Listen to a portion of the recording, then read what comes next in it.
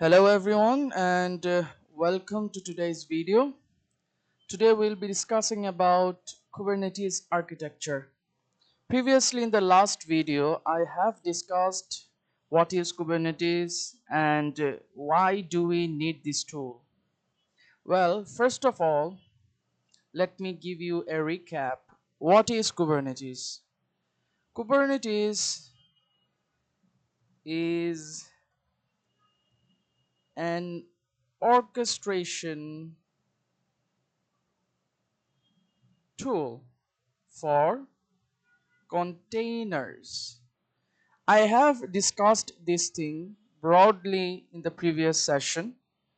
Still, what do we mean by orchestration and what do we mean by containers? Container we mostly or synonymously indicate Docker, though although there are other tools, but Docker is mostly used. By orchestration, we mean managing, or you can say supervising. Supervising. What are we going to supervise? We are going to supervise containers. So there are going to be lots of containers. And how we are going to manage those? By using Kubernetes. Clear? Okay. Now, this is not our discussion point today. Rather, today we will be discussing about the architecture. Our main goal today is to discuss about from request to execution. Like whenever someone makes a request to run the container, run the application which is inside the container, okay, from requesting to actually executing that, to actually executing, that is running the container itself. What is the entire process? What are the components inside, that is in the background, handling the entire flow? Okay, okay, then for this we are going to be using an analogy. Okay, we are going to be using an analogy. What is the analogy? The analogy is going to be of a supermarket. We all love shopping, right? So I think we are all familiar with supermarkets where we can find everything, whatever that we need, all our necessities, all the utensils, whatever that we need, right? So let me grab that supermarket. Suppose this entire box that you are seeing, the entire box is our supermarket. Okay, and here we are going to call this supermarket cluster. The name of the supermarket is cluster. So you might guess, or you might have guessed, what am I trying to say? In Kubernetes, the entire system is called a cluster. Clear? Okay. Now, inside a supermarket, there are lots of departments, right? Obviously, among these, you will see a specific department for sure. That is the authority. The authority, which are responsible for managing the entire supermarket, right? Whatever that is going on, either all the departments, everything is working properly, the authority section or the management section handles that. Clear? And you also have something called let's say working departments, in short depth, working departments. So suppose this is one department, suppose this is for the clothes. Okay, suppose here is our another department, working department. Think that it is for some other kind of necessities. Another one that we have, wait, let me grab it. Suppose this is for, let's say, shoes. Okay, so these are our three working departments. One, two, three. There might be lots of departments in a supermarket. You can guess that. And all of these three are managed by what? An authority or a management sector. Clear? In Kubernetes, in Kubernetes, the authority, remember, everything is inside the supermarket. There's nothing different or separate.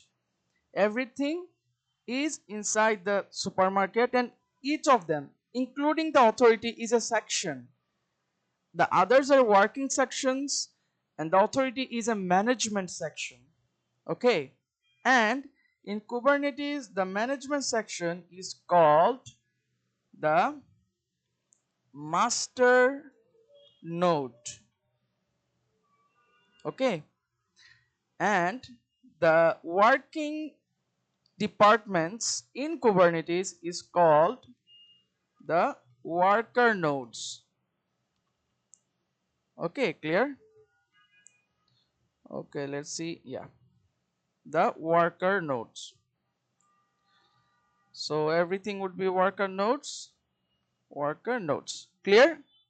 Okay, so in Kubernetes, just as the supermarket, you have two divisions, the management part and the working part. The management part is called work master node, and the working portions or sections are called the worker nodes. Clear? Still, let me give a divider here. Let me give a divider. Yeah, clear? Okay. Wait. Yeah. Okay. So we have our master nodes and we have worker nodes. And again, do remember these are all within the supermarket. It is also a section, and these are also a section.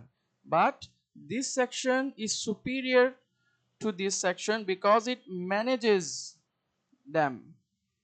Clear? Nothing more. Okay, fine. Now, let's get to the working part first for our convenience. That would be easier for you. In the working nodes, or in the context of supermarket, what do you have in each station? Suppose this is the clothing section, you will have clothes, right? But for Kubernetes, we don't have clothes, obviously. What do we have? We have containers, the Docker containers. Clear? Let me tell you this part in details in a separate section. Okay? Okay, let me copy the logo. Wait.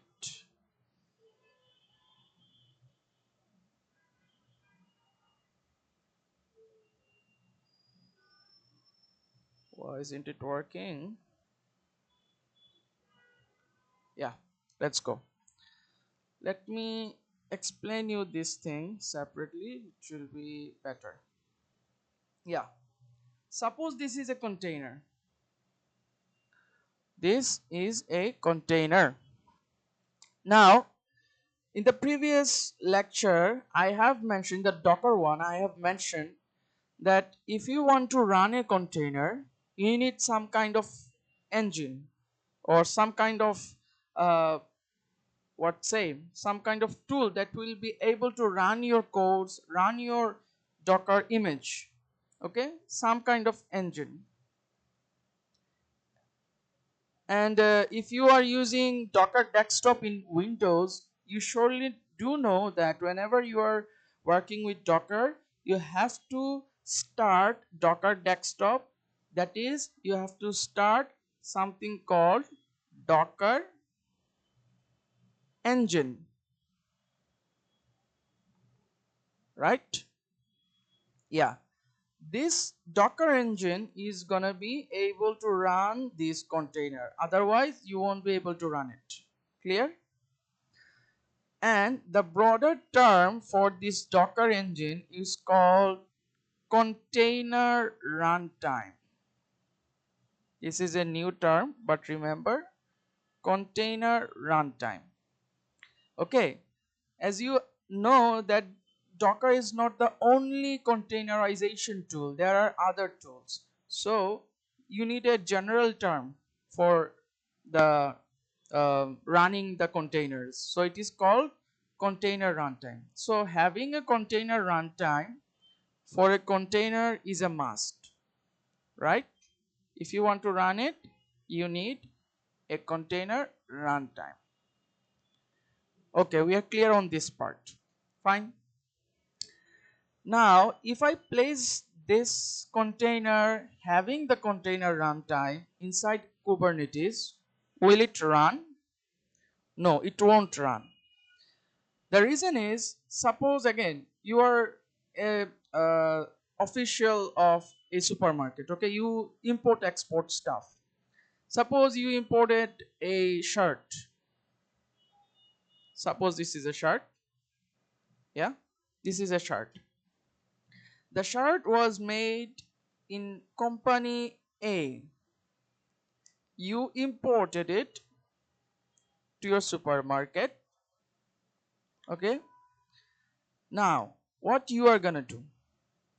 This is not your property now, right? It is the property of company A. So what the supermarket management does is that they put some kind of label or something that ensures that you are buying this shirt from your supermarket. Let's say they give you a package. Whenever you buy the stuff, they give you a packet, right, to carry it. They carried the shirt. So this is your shirt, you carry it. But in the packet itself, there is the name of your market, name of your supermarket. So everyone can guess that this product is from this specific supermarket. Clear? The same thing. You can't run.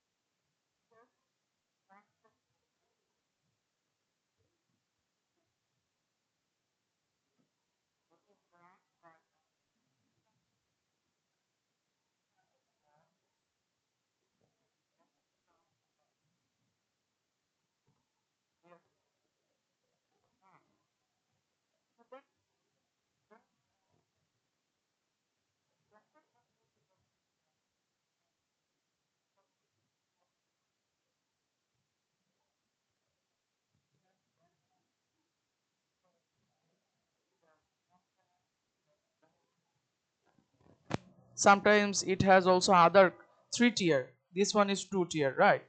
So if you want to run a 2 tier application, then you are going to be needing another container. Okay, so let's say, let's copy this. Okay, fine. Let me zoom out a little bit. Yeah, so now you have two containers. Suppose one container is for the front end, the other one is for the back end. You need clear connection between these two containers, which are in separate pods. This is pod 1 and this is pod 2. Okay, so you need good connections. So like if someone requests front end, you should be able to send the request to the back end properly so you can respond, right? So there should be a mutual connection.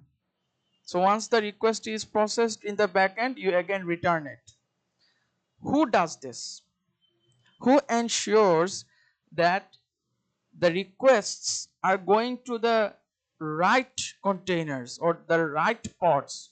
You might have another pod here in another section, okay, in another working node, say node 2. Now if your request goes let's say from here to another node, this will be a problem. It should not work in this way, right? This is why it is really important so that your requests go to the right place and you get it from the right place. Now who maintains this? Who maintains this networking? It is something called kube proxy. Kube proxy. Kube proxy is responsible for the networking in between the pods. Clear? I hope I am clear. Okay, now let me give you an overall idea. What have I discussed with you so far? So let me again zoom out a little bit more. Yeah. So I have said in Kubernetes cluster, the supermarket, you can have multiple working nodes and you will have a master node who manages. We are not coming to the master node now. We are talking about the worker nodes. So in a worker node, there can be multiple pods. Clear? There can be multiple pods. Here you can see pod 1 and pod 2. There can be more. Okay? Okay, clear? And I have also mentioned that to run the containers, you need something called container runtime.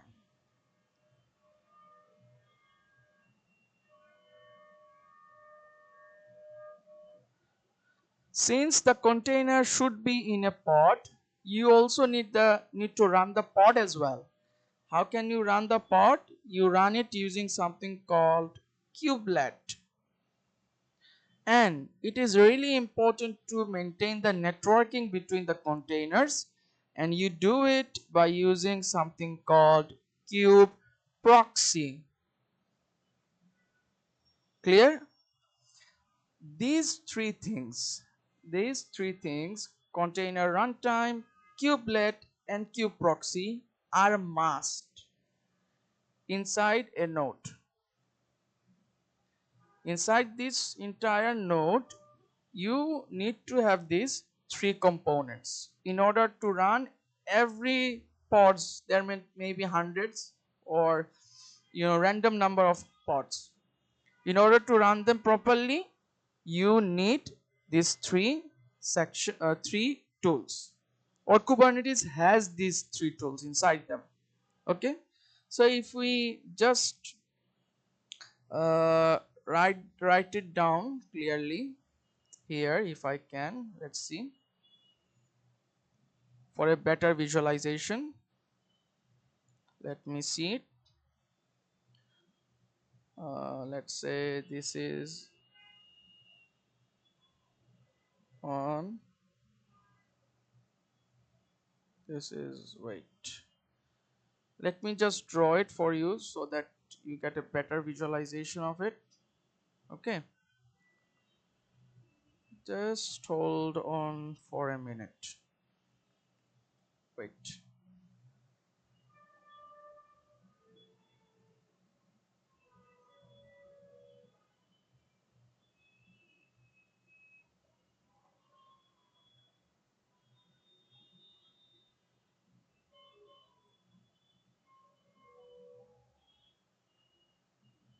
So you have container 1 inside a pod, you have container 2. Okay, these are two containers, and you need the must components, that is container runtime, kubelet, and kubeproxy.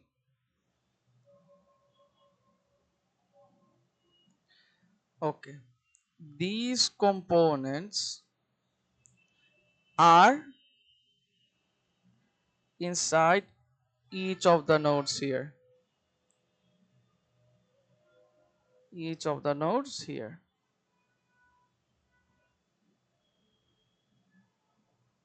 Clear? I hope I am clear on this one. It is also in this node, and it is also in this node as well. Let me zoom in.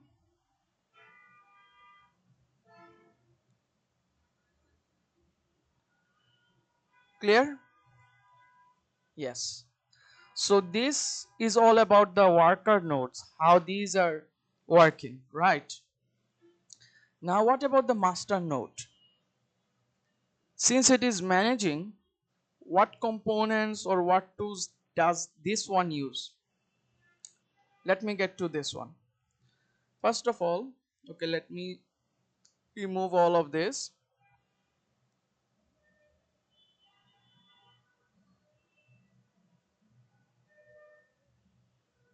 Okay, fine.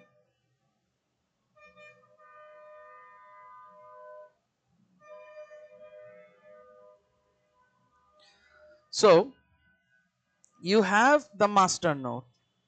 Suppose this is the master node. It is the management, right? It is the manager. So if you want to access to the rest of the staffs, you need the permission of the manager. So if you request the manager first in order to use the later worker nodes. Okay? And you have seen whenever you go to a supermarket, again our analogy supermarket, you first of all, what do you have to do? You have to go through a gateway, right? There they check your stuffs, whether anything wrong is with you. Okay, maybe check your ID card if it is official.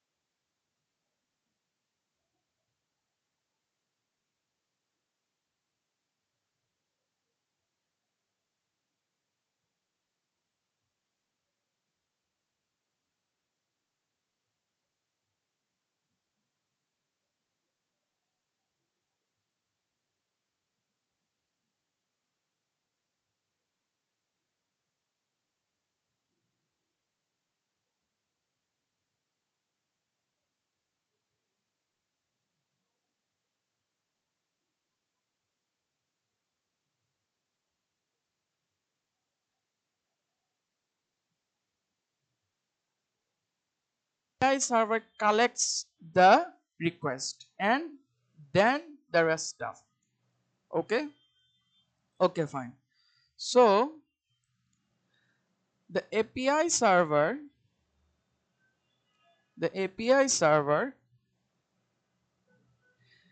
it validated you and it got the request. Then what? Then it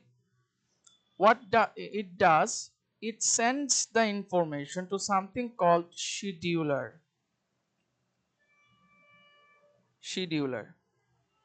So by the name you might have guessed what it does. Scheduler is responsible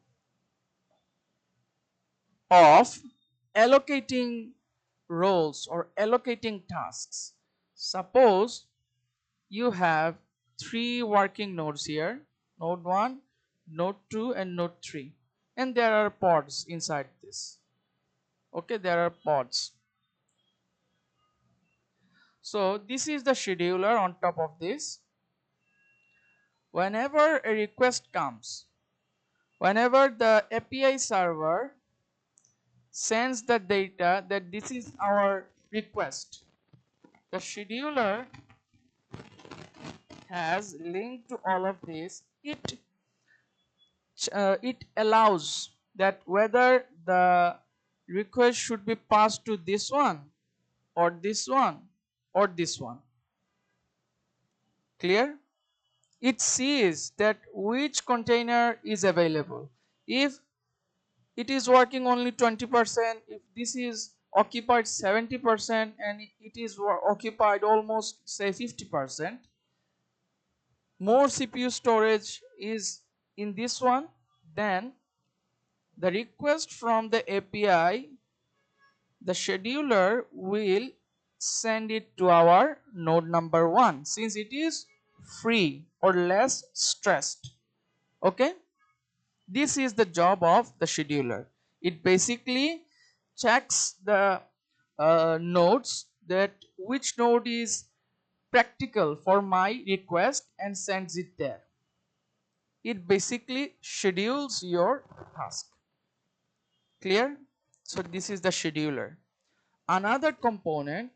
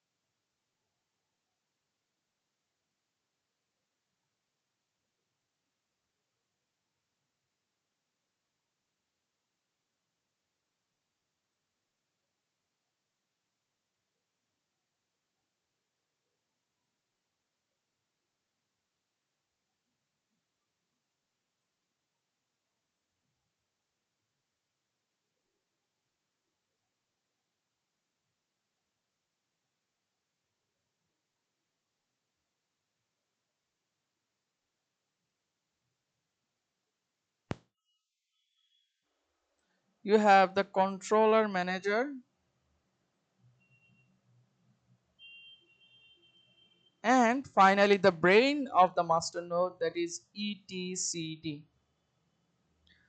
Clear? So this is the entire supermarket. I think I'm clear. Still, now let me give you an flow, the working flow. Okay, where to give it? Uh, Let me copy it first.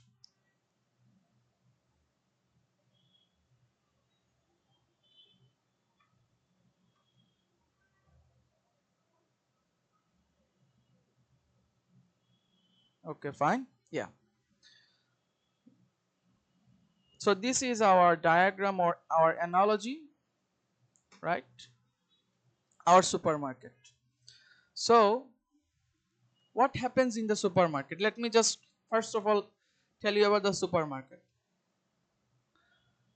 Suppose you are a buyer, you are a buyer, you enter into the supermarket and there is a receptionist, right? There is a receptionist who checks you, who validates you, right? There is a receptionist. Now, in the managing area, there is a general manager, obviously, who always checking all the departments that everything is running okay. Is there all the staffs, the clothes, the brands, everything is available for the customers?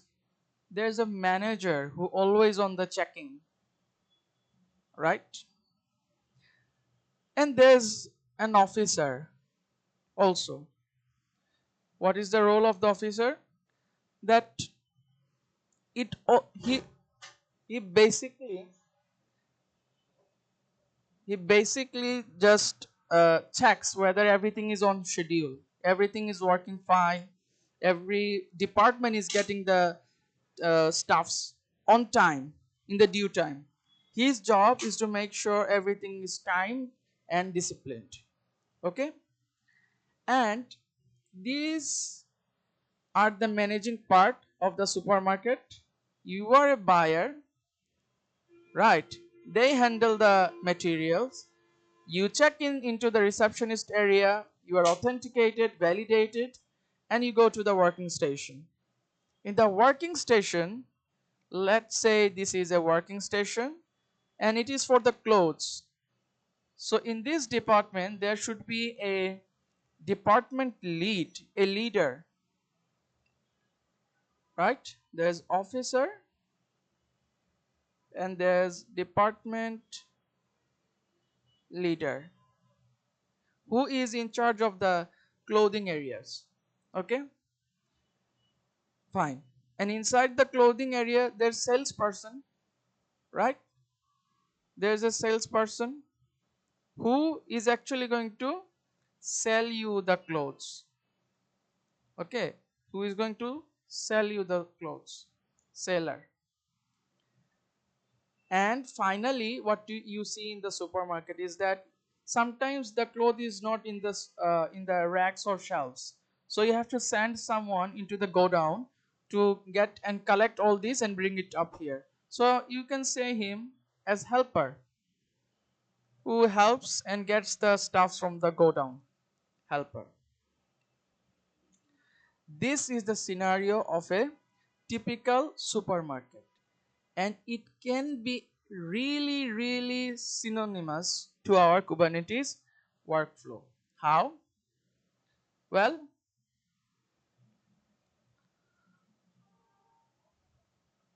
mm, yeah. Well, when you enter into the Kubernetes cluster as a user, okay, you send requests, and who collects them? The API server. So you can call the receptionist the API server. The API server is the receptionist of our Kubernetes cluster. The entire thing is called the cluster. Okay. There is a manager in the supermarket. who always supervising the condition of the overall sections and departments. Here in this case is our controller manager, right? And there is someone called officer whose job is to make sure everything is in time, every employee is in time, every imports are in time. And in case of Kubernetes, the discipline guy, you can call him the receptionist, and you can call the officer called scheduler. Let me name him the discipline guy.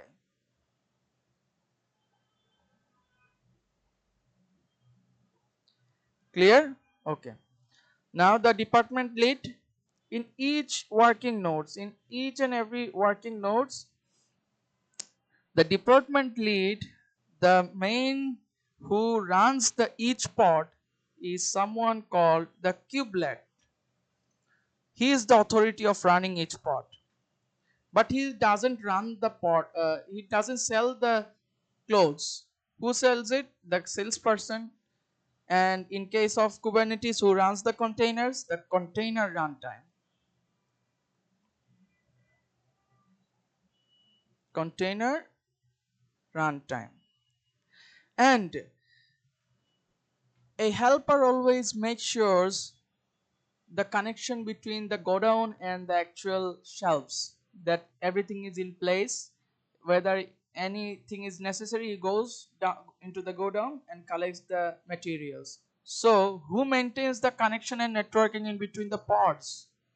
Our what? Kube proxy.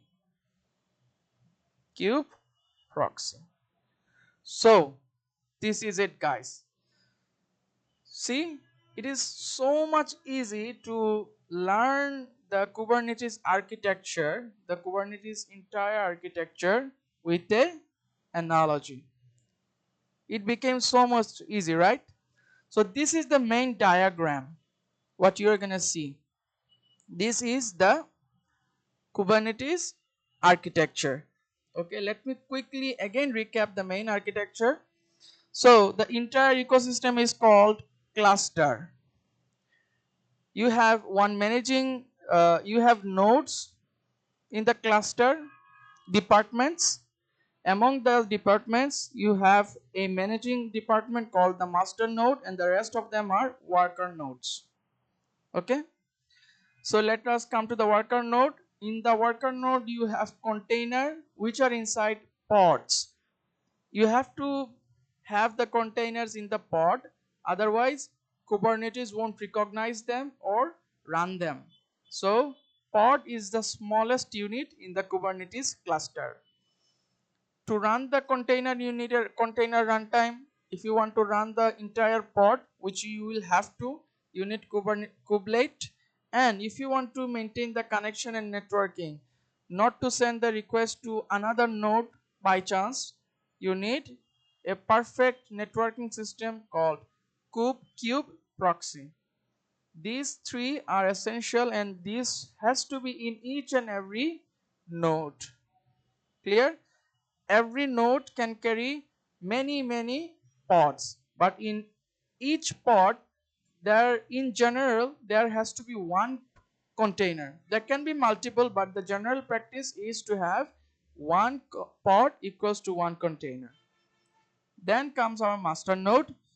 We have the API server, which is the doorway of the outside world and the cluster, which receives the requests, which validates, which authenticates all the requests. You have scheduler, which always checks the nodes and sends the requests according to the condition. If he sees that this node is not working so much, it is in 20%, that he will send the request to this node. Okay, it is his job to make sure everything is disciplined. It basically allocates tasks. Then you have controller manager. He is responsible for the health of each of the nodes. He sees that whether every pods inside the nodes are working properly. If it any problem occurs, he instantly calls the scheduler to make changes. Clear? Okay. In every single step, you have data. You have information about the states. Okay. The request desires a specific, let's say, a specific state. He needs this pod. Okay, you need to store the data, something called etcd. The scheduler, all the data of the scheduler also stored in the etcd. The same thing goes for control manager. All the data are stored in etcd in key value format. Okay, so etcd is basically the database, or you can say the brain of the master node. But a footnote, it is not the actual database of our application. It is the database or the brain of the configuration of the master node. It does not have the data of the application, rather the configuration data only. Clear? So this is our Kubernetes architecture or cluster. So guys, I hope it was easy. I tried to make it as easy as I can. So this is the architecture, but in Kubernetes there are lots of stuffs to learn. There are lots of components, okay, which I'll be covering in the next session. So be present and stay tuned, obviously. And for this lecture, I will also have a blog, so that everything that I have said, there's a document for it. If you want to read it and not want to forget it, you can check it out. I'll post the link in the comments or the description. So that's it for today, guys, and I hope you'll be present for the components session as well. So yeah, bye bye and thank you.